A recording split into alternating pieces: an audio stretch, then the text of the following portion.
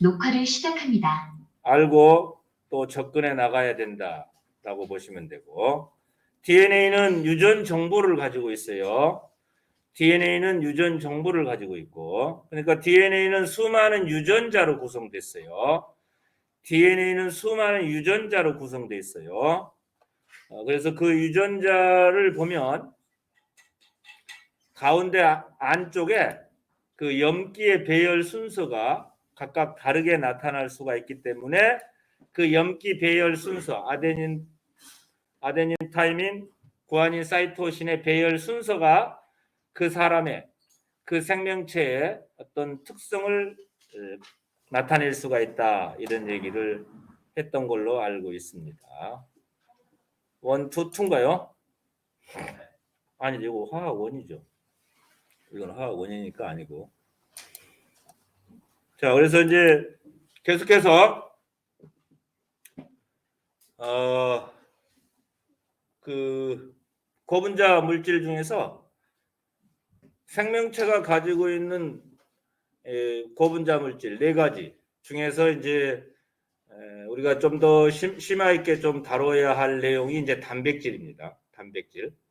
그래서 이 단백질이 이제 어떻게 우리 생명체에서 만들어져 가지고 각각의 어떤 형질이 발현되는가, 즉 생명 중심 원리에 대해서 살펴보기로 하겠다, 이런 얘기야. 왜 자꾸 화학 원인 나오지? 예? 했나? 근데 왜 이렇게 그러면 잠시 정리하고 넘어가기로 할게. 왜 자꾸 이게 화학 원인 뜨냐? 잠깐만요. 공유를 한번 볼게요.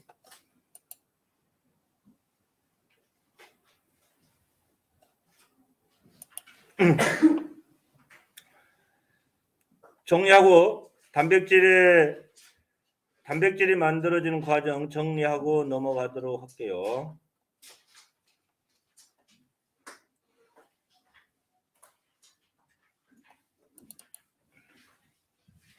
원, 투. 자, 우리 몸에서 단백질이 만들어지는 과정이 있는데 그 단백질을 어떻게 만드느냐라고 하는 게 상당히 중요한 내용입니다. 그래서 단백질을 만드는데 관여하는 그 물질, 단백질을 만드는데 관여하는 물질이 이제 가장 기본이 되는 물질이 DNA입니다. 핵 속의 DNA. 핵 속에 DNA가 있고 그 DNA 한 가닥, 그 DNA가 있고요. 그 다음에 메신저 RNA라는 놈이 있고요. 트랜스 RNA라는 놈들이 있어요. 요 세 놈이 단백질을 합성하는데 그 결정적 역할을 하고 있어요.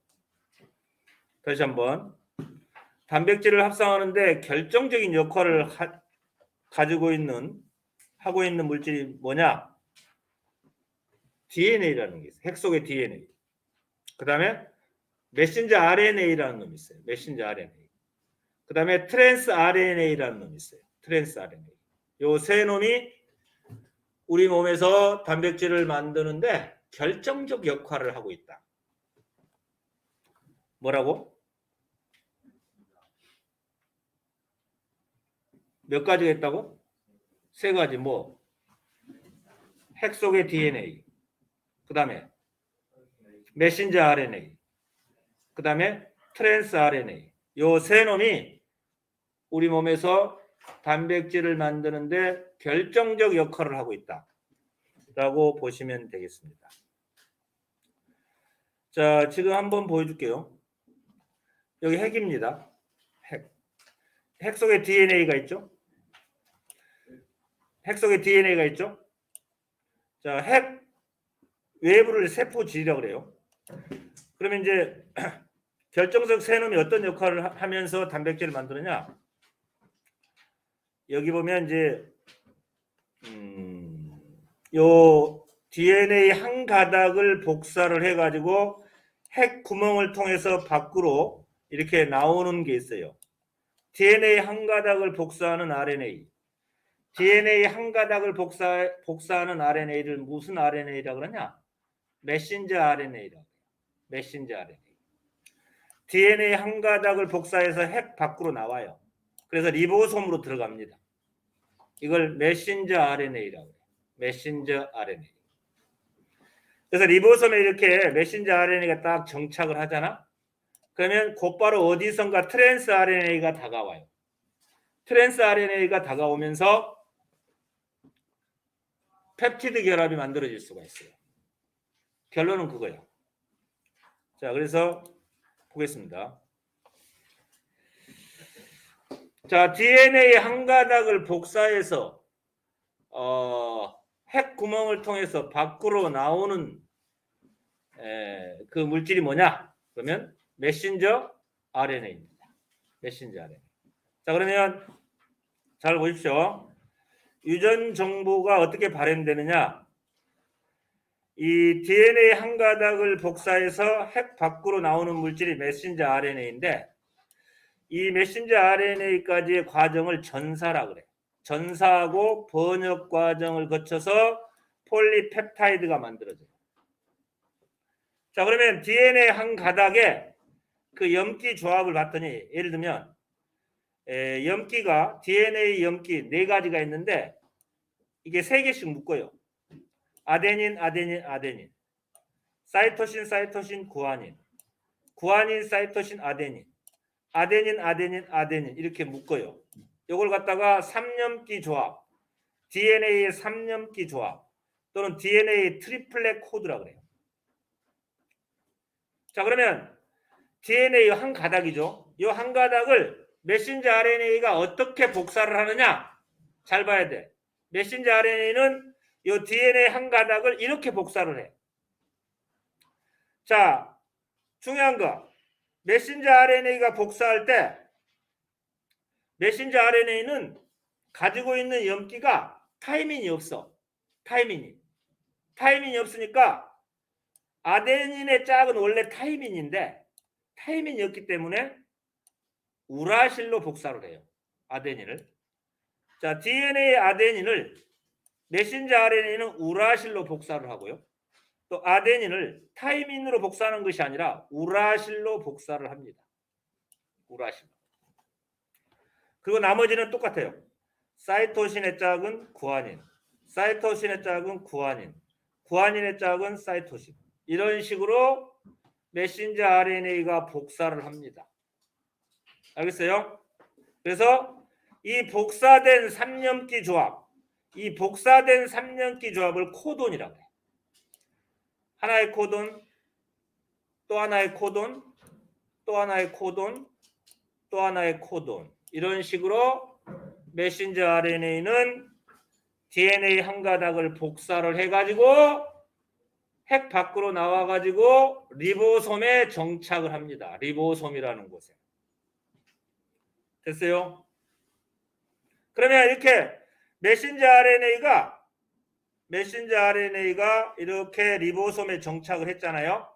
그러면 어디선가 모르게 여기 한 가지가 빠졌는데 이따가 tRNA라고 적을게요.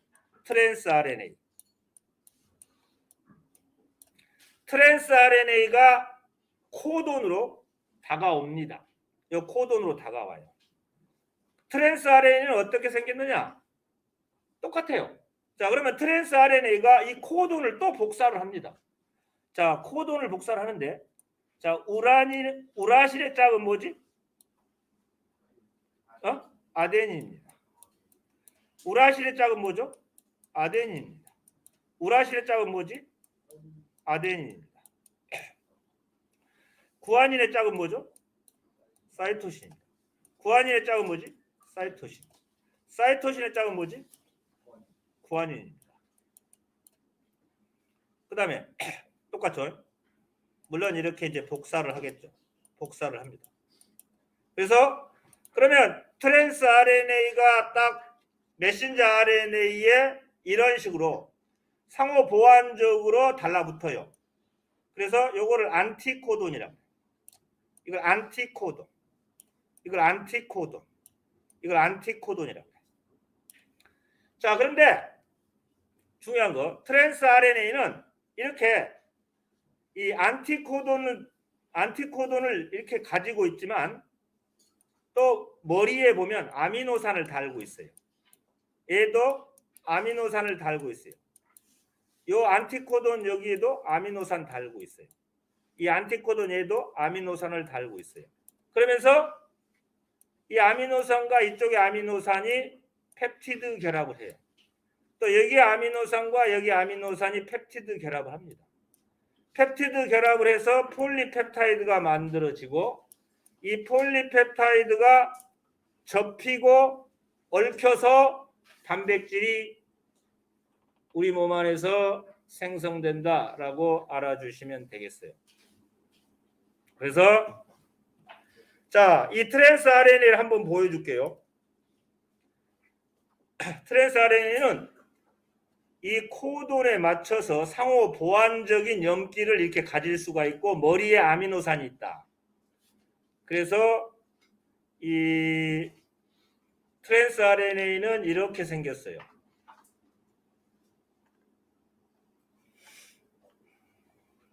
어떻게 생겼냐면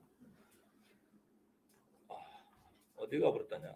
보이지가 않네, 친구들. 찾아볼게요. 뒤에가 나와 있겠죠. 여기 나와 있네요. 자, 이렇게 생겼어요. 요게 트랜스 RNA죠. 이게 트랜스 RNA인데 여기 다리가 3개 있죠. 3년기입니다. 이 코돈에 맞는 3년기를 가지고 있어요. 그리고 머리를 봤더니 아미노산이 이렇게 있어요. 머리에. 그러면서 계속 다가옵니다. 이런 식으로. 계속 다가와요. 리보솜으로. 그러면서 여기에 이제 아미노산하고 또 이쪽에 다가오는 아미노산이 이렇게 결합을 하면서 얘네들 뒤로 밀려요. 그리고 또 계속해서 아미노산이 또 얘가 다가오겠죠. 다가오면 여기 형성된 아미노산과 이 아미노산이 펩티드 결합을 해요. 그럼 또 뒤로 밀리고 하면서 폴리펩타이드가 만들어지는 거죠. 이거 이제 조금 실감나게 보여준 거고 결국은 이제 이거죠. 자, 결국은 선생님이 이제 방금 설명했던 거 여기 보시면 DNA 한 가닥을 복사해서 메신저 RNA가 핵 밖으로 이제 나오는 이 과정을 전사라 그랬고요. 그다음 메신저 RNA로부터 폴리펩타이드가 만들어지는 과정을 번역이라 그랬어요. 그리고 여기 한 단계가 빠져 있다 그랬죠. 메신저 RNA가 리보솜에 정착을 하면 트랜스 RNA가 다가와서 아미노산끼리 펩타이드 결합을 형성을 할 수 있게 된다. 그래서 얘를 트리플렛 코드, 얘를 코돈, 그 다음에 이걸 안티코돈, 그 다음에 안티코돈은 머리에 아미노산을 달고 있고 이 안티코돈도 머리에 아미노산을 가지고 있어요. 그래서 아미노산끼리 펩티드 결합을 해서 이 단백질이 만들어진다. 이렇게 보시면 됩니다. 이런 거죠. 이런 겁니다. 그죠? DNA 한 가닥을 복사해서 핵 밖으로 나와가지고 리보솜에 정착하는 RNA를 메신저 RNA라고 해요. mRNA. 그래서 이 한 가닥인데 보니까 요 위에 거 말고 아래 거를 복사한 것 같아요. 왜냐하면 구아닌의 짝은 사이토신이고 사이토신의 짝은 구아닌이고 아데닌의 짝은 타이민이 아니라 여기에 중요한 거지. 요게 타이민이 아니라 우라실이다. 우라실. 왜? RNA는 타이민이 없어. 그래서 이렇게 요 트리플렛 코드를 메신저 RNA는 이런 식으로 복사를 합니다. 그죠? 그리고 복사를 해서 여기 리보솜에 들어오게 되죠. 그러면 어디선가 또 이거에 걸맞는 안티코돈이 만들어지는 트랜스 RNA가 아미노산을 달고 와요. 그러면 이 안티코돈은 어떻게 삼염기가 이루어지냐면 사이토신의 짝은 구아닌이겠죠. 구아닌의 짝은 사이토신이겠죠. 유라실의 짝은 뭘까? 아데닌이겠죠. 이런 식으로 안티코돈이 형성되고 머리에 있는 아미노산은 또 다른 안티코돈의 아미노산과 펩티드 결합을 해서 아미노산이 펩티드 결합을 해가지고 폴리펩타이드가 만들어지고 이 폴리펩타이드가 입체 구조를 형성하게 되면 단백질이 생성이 된다 이런 얘기죠. 그래서 여기서 때까지 과정을 전사, 또 여기서 때까지 과정을 번역이다.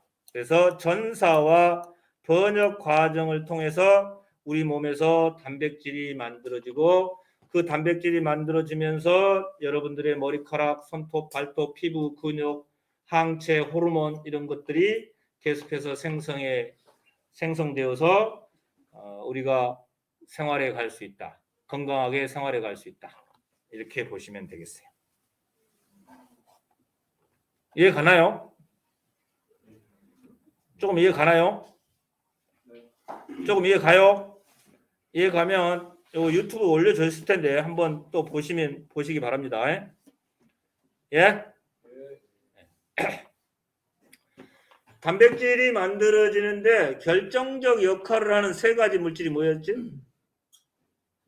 핵속의 DNA, 그 다음에 메신저 RNA, 트랜스 RNA. 트랜스 RNA 특징은 머리에 뭘 가지고 있어? 아미노산을 가지고 있다. 알겠어요? 자, 그래서 결론은 이렇게 보시면 돼. 코돈이 하나의 아미노산을 결정하는구나 라고 해도 맞고, 여기 DNA 3년기, 요 3년기가 트리플렛 코드가 하나의 아미노산을 결정한다 라고 해도 맞고, 결국은 3년기가 하나의 아미노산을 결정을 한다는 것은 사실이잖아요. 그죠?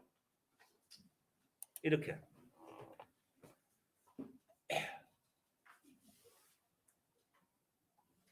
어떻게 해요? 이렇게 결정한다니까. 이렇게. 보시면 이제 요 결정적 역할을 하는 놈이 세 놈이 있어요.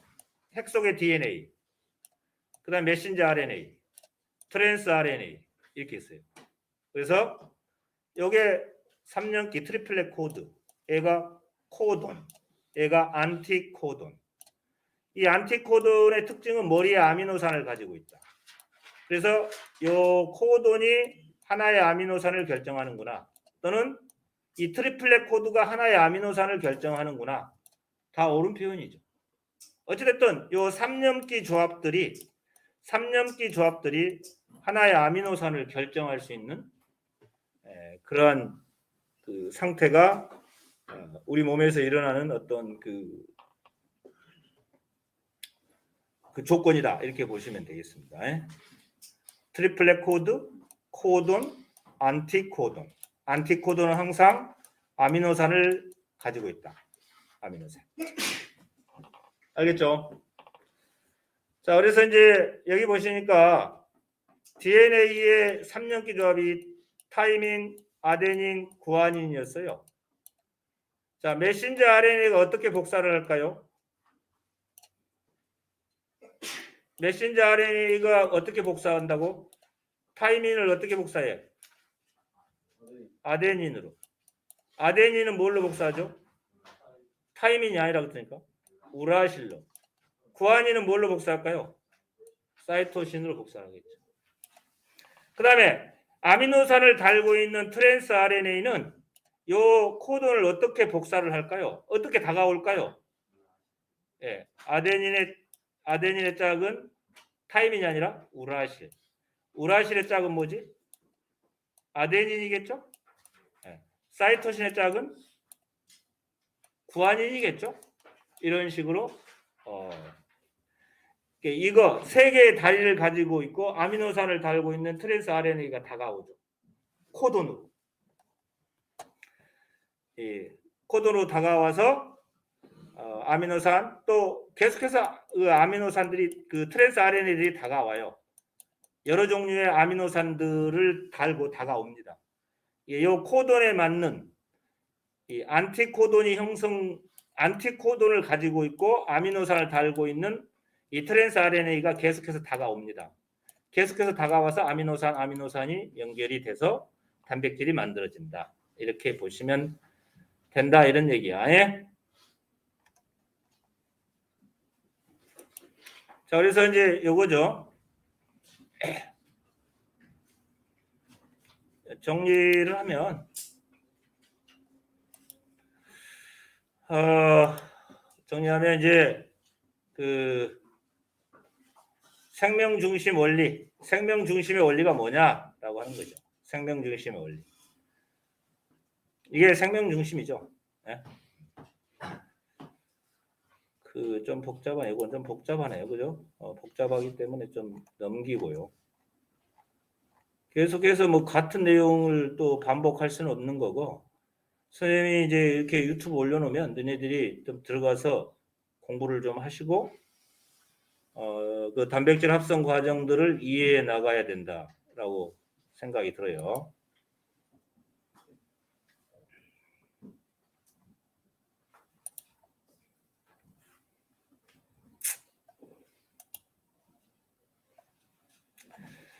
자, 그래서 이제 결국 DNA는 단백질 정보를 제공을 한다라고 하는 것이고, 리보솜에서 폴리펩타이드를 생성하고 단백질 합성의 축제의 장이 펼쳐진다. 그래서 결국 생명 현상이라고 하는 건 뭐냐면 단백질의 어떤 작용에 의해서 생명 현상이 나타난다. 이렇게 보시면 돼요.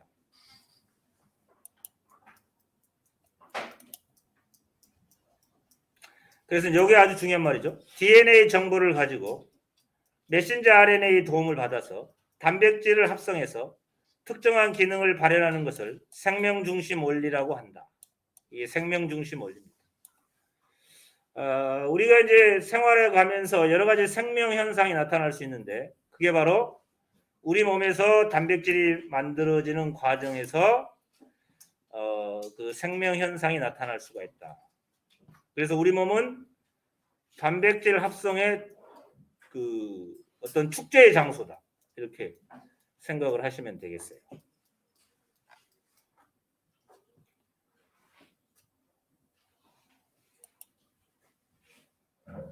자, 그래서 이제 다른 내용을 가지고 이제 다음 단원을 또 하기로 하겠습니다. 자, 이제 마지막 1단원의 마지막 내용이라고 보시면 돼요. 여기까지 이제 이 단원까지 시험입니다. 1, 2, 3까지가. 그럼 1, 2, 3은 뭐냐? 1, 2, 3은 이제 신소재와 관련된 내용입니다. 신소재. 그래서 특히 우리가 신소재 중에서도 꼭 알아야 할 신소재가 있어요. 반도체. 반도체를 이용해서 우리가 이제 발광 다이오드라고 하는 그 신소재하고 발광 다이오드, LED라고 하죠. LED. 그 다음에 또 알아야 될 게 우리가 초전도체라는 게 있어요. 초전도체, 슈퍼컨덕터. 그걸 알아야 되고, 그 다음에 세 번째는 탄소의 동소체로서 그래핀이라고 하는 그러한 신소재가 어떤 것인가, 또 어떠한 특징을 가지고 있는 신소재인가를 알아낼 수 있어야 된다. 자, 오늘 그래서 이제 마지막 단원이라고 했죠. 1단원에. 그래서 신소재의 개발과 활용에 대해서 살펴보기로 하겠습니다. 자, 그래서 이제 보시면 신소재를 갖다가 이제 이거는 이제 그 신소재 하기 전에 도체와 부도체 또는 뭐 반도체 뭐 이런 얘기죠.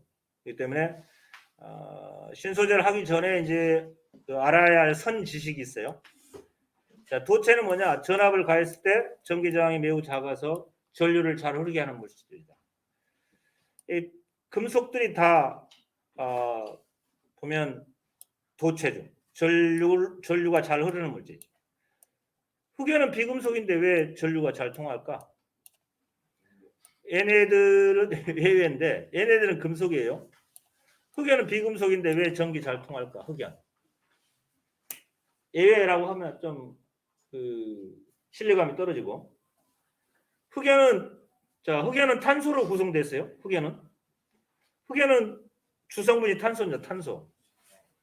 흑연은 탄소로 구성됐는데 탄소는 최외곽전자 몇 개지? 4개죠. 하나, 둘, 셋. 4개죠. 요 4개인데 요 3개는 결합에 참여해요. 3개는 결합에 참여하고 요 하나가 자유전자로 남는데요. 예? 흑연은. 연필심을 만드는 재료 흑연이 있는데 이 흑연은 최외곽전자 4개 중에서 3개는 결합에 참여하고 1개는 자유전자로 남아. 그래서 이 자유전자가 전하를 운반해 주기 때문에 비금속임에도 불구하고 전류를 흐르게 만들 수 있다라고 알려져 있어요. 알겠냐?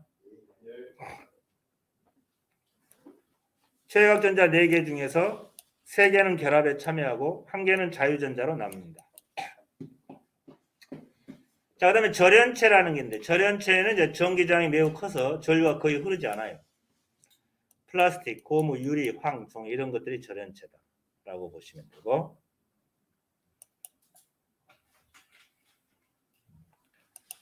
자, 그 다음에 이제 이 반도체를 먼저 해야 되나? 그 다음에 이제 요 반도체 좀 이따 하고요. 자, 이제 자석이 될 수 있는 물질이 있어요. 자석은 이제 이런 것들이 그 자석이 될 수 있다. 즉 자기장을 강하게 자기화 시켜서 자석에 잘 달라붙을 수 있는데 이런 것들이 철, 코발트, 니켈 이런 것들은 이제 자석에 잘 달라붙죠. 대부분 금속인데요. 대부분 금속이고. 근데 이제 특이한 게 있어요. 자석이 될 수 없는 물질이 있어요. 자석이 될 수 없는 것은 특이하게 알루미늄을 보세요. 알루미늄은 금속이죠. 요건 도체잖아. 도체. 근데 이게 도체임에도 알루미늄이 자석이 안 붙는데요. 알루미늄은 왜 도체인데 자석이 안 붙을까? 미스터 프렌드, 알루미늄은 도체야. 도체임에도 자석이 안 붙은데. 그 이유는 이제 좀 어려운 얘기인데 쌤이 한번 어디 그 네이버 지식인가 한번 찾아봤어요. 찾아봤더니 이 알루미늄은 이 원래 이제 그 알루미늄 원자핵 주위에 전자가 있겠죠. 이 전자는 스스로도 자전을 합니다. 스스로도.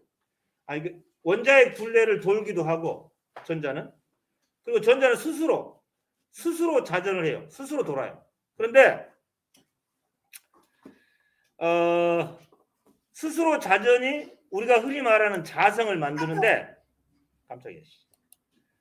스스로의 자전이 흔히 말하는 자성을 만드는데 이 전자의 스핀, 그러니까 스스로의 자전이죠. 스스로의 자전은 전자들이 짝을 이루어서 그 상쇄가 된대요. 상쇄 안 되고 남은 놈들이 있는데 그 남은 것에 의해 자성이 생기게 되고요. 알루미늄은 스스로의 자전들이 짝을 이루어서 자전을 하는데 그게 상쇄돼 버린대. 자성을 띠지 못하는데 자성. 알루미늄은 전자들이 짝을 이루어서 스스로 자전을 해요. 스스로 돌고 그 짝을 이루면서 이제 스스로 돌고 있는데 하나는 왼쪽으로 하나는 오른쪽으로 이렇게 돌게 되면 자성을 나타낼 수 없대. 자기적 성질을. 그래서 상쇄돼 버린대. 너무 카톡이 자주 와요. 상쇄돼 버리죠. 그래서 짝을 이뤄서 상쇄돼 버리고 상쇄돼 버리면 자성을 띠지 않고 상쇄가 안 되면 자성을 띈대. 그래서 알루미늄 주위에 전자들이 짝을 이루면서 스스로 자전을 해요. 스스로 자전을 하고 그 스스로 자전을 하는 과정에서 뭡니까? 전자의 스핀이 짝을 이루어서 자전하면서 어떤 정기적인 자기적인 성질이 상쇄돼 버린대. 알루미늄은. 그 자성을 띠지 않는다. 그래서 알루미늄은 도체이지만 자석에 달라붙지 않는다. 뭐 이렇게 설명들 하더라고요. 즉 자기화가 안 된다. 알루미늄은 자기화가 안 돼요. 대신 얘네들은 자기화가 돼요. 전자들이 스스로 돌면서 상쇄되지 않고 그 자기적 성질이 상쇄되지 않고 남아있게 되면서 철이나 코발트 얘네들이 자석에 달라붙어요. 자석에 달라붙는데 알루미늄은 자기화가 상쇄돼서 달라붙지 않는다라고 하는 거 좀 참고적으로 알아주시면 되겠습니다.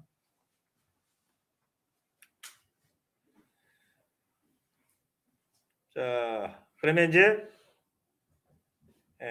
구체적으로 신소재, 우리가 배워야 할 신소재가 어떤 것들이 있는가 살펴보기로 할게요. 자, 가장 먼저 우리가 우리나라를 정말 경제 10위권 안에 들게 만들 수 있는 그러한 계기가 된 그 신소재가 뭐냐? 바로 반도체. 그래서 이 반도체는 여러 가지 그 첨단 제품, 첨단 기계 사용하여서 우리가 아주 편리하게 사용되는데 쓰이는 그러한 부품이죠. 소재, 반도체. 그래서 이 반도체는 순수 반도체가 있고요. 그리고 불순물 반도체가 있어요. 반도체의 특징은 온도가 커지면 전기장이 작아지는 특성이 있대요. 그래서 순수 반도체 두 가지 좀 알아두셔야 돼요. 순수 반도체는 규소와 게르마늄, 탄소 얘네들은 온도가 올라가면 전기장이 작아지는 그러한 성질을 가지고 있는 14족 원소들이에요. 순수 반도체. 순수 반도체는 14족 원소들이고 그 다음에 이제 불순물 반도체가 있어요. 불순물 반도체는 P형 반도체가 있고 N형 반도체가 있다. 그래서 P형 반도체는 14족 원소에다가 13족 원소를 도핑시킨다. 도핑이라는 건 결합시킨다 이런 말이야. 결합시켜서 불순물 반도체인 P형 반도체를 만들고 N형 반도체는 14족 원소에다가 15족 원소를 도핑시킨다. 도핑이 뭐라 그랬지? 결합시켜서 N형 반도체를 만든다. 그러면 P형 반도체와 N형 반도체의 차이점을 한번 잘 봐요. 14족 원소는 체외각 전자가 몇 개지? 4개. 맞죠? 13족 원소는 체외각 전자 몇 개지? 3개야. 그러면 옥텟을 이루지 못했잖아. 그래서 이건 체외각 전자가 총 7개밖에 안 돼요. 7개밖에 안 되니까 나머지 한 자리에 전자를 계속 빨아들일 수 있는 어떤 능력을 가지고 있어. 전자를 계속 받아들일 수 있는 그런 능력을 가지고 있는 게 P형 반도체예요. 그러면 N형 반도체는 14족 원소에다가 15족 원소를 결합시켜서 만들어. 도핑시켜. 자, 14족 원소는 체외각전자 몇 개지? 4개. 15족 원소는 5개야. 그러면 8개보다 더 많지? 1개가 더 많아. 전자를 많이 가지고 있어. 전자를 순수 반도체에 비해서 P형 반도체보다 전자를 무려 2개나 더 많이 가지고 있어. 그렇잖아요. 얘는 체외각전자가 7개, 얘는 체외각전자가 9개잖아. 그래서 결국 상대적으로 P형 반도체는 전자가 두 개 더 많다고 생각하시면 전자는 마이너스 성질을 띠고 있잖아요. 음전환을 띠고 있어. 그래서 네가티브형 반도체다 해서 N형 반도체라고 그러고 P형 반도체는 N형 반도체에 비해서 전자가 두 개가 부족해. 최각 전자만 따지면. 그래서 상대적으로 얘는 포지티브. 그러니까 플러스적인 그런 반도체다 해서 P형 반도체 이렇게 얘기한다고. 알겠냐? 자, 그래서 P형 반도체를 이렇게 나타냈어요. 포지티브한 거. 자, 규소. 가운데 붕소를 첨가했네요. 그러면 여기 보면 자, 이렇게 해서 공유를 했다 합시다. 이렇게 공유를 했어요. 근데 여기 붕소가 없어, 전자가. 그러니까 결국 8개가 부족, 7개밖에 안 돼요. 그래서 전자 하나 부족해서 전자를 끌어당기는 경향이 강하다. 그래서 P형 반도체의 특징은 전자가 하나 부족해서 전자를 끌어당기는 경향이 강한 반도체 이렇게 알아주시면 돼요. 그래서 이 전자 하나가 들어갈 수 있는 즉 전자를 끌어당기는 자리를 의미하기 때문에 여기 빈자리를 우리가 정공 또는 양공 이래요. 정공 또는 양공 이런 표현을 쓴다. 알겠죠? 자, 그다음에 N형 반도체는 이제 여기 나와 있네요. N형 반도체. 자, 여기 보면 이 N형은 이처럼 14족 원소에다가 AS 비소 15족 원소를 우리가 첨가를 했어요. 그래서 전자가 8개가 아니라 9개가 됩니다. 최각 전자가. 여분의 전자가 남고 이 P형 반도체는 이 최각 전자가 7개밖에 안 되기 때문에 이 빈자리, 정공 또는 양공이라고 하는 곳이 존재할 수밖에 없다. 그래서 N형 반도체와 P형 반도체의 차이점에 대해서 이 그림을 잘 한번 보시고 그거에 대한 또 이러한 반도체를 어디에 이용하는 거에 대해서는 다음 시간에 하기로 할게요. 알겠죠? 네, 녹화 중지할게요.